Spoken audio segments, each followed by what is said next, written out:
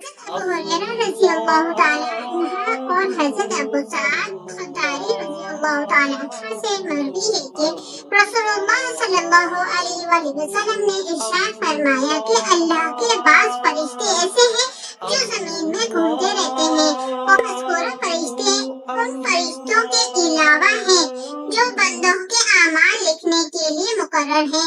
जब वो किसी ऐसी जमात या मजलिस को पा लेते हैं जो अल्लाह का जिक्र कर रही हो तो आपस में एक दूसरे को आवाज देते हैं, सूद व मतलूब की तरफ आ जाओ। चुनांचे वो आ जाते हैं और फिर उनको आसमान दुनिया तक घेर लेते हैं। फिर अल्लाह जल्ल जलालहू फरिश्तों से कहते हैं कि तुम मेरे बंदों को किस हाल पर छोड़कर आए हो? तो फरिश्ते अर्ज करते हैं कि हम तो इन्हें इस हालत में छोड़कर आए हैं कि वो आपकी हम्द व सना और बड़ाई बयान कर रहे थे और आपका जिक्र कर रहे थे। फरमाया फिर अल्लाह जल्ल जलालहू कहते हैं, क्या उन्होंने मुझे देखा है? फरिश्ते अर्ज करते हैं, जी नहीं।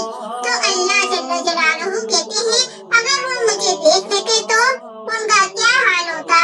फरमाया फरिश्ते अर्ज करते हैं, अगर वो आपको देख लेते तो आपकी और ज्यादा हम्द व सना और बुजुर्गी बयान करते और आपका जिक्र और ज्यादा करते। फरमाया फिर अल्लाह जल्ल जलालहू पूछते हैं, वो क्या चीज मांग रहे थे? फरमाया फरिश्ते अर्ज करते हैं कि जन्नत मांग रहे थे। फरमाया फिर अल्लाह जल्ल जलालहू पूछते हैं कि क्या उन्होंने इसे देखा है? फरमाया फरिश्ते अर्ज करते हैं, नहीं। फरमाया फिर अल्लाह जल्ल जलालहू पूछते हैं, अगर वो उसे देख लेते तो उनका क्या हाल होता?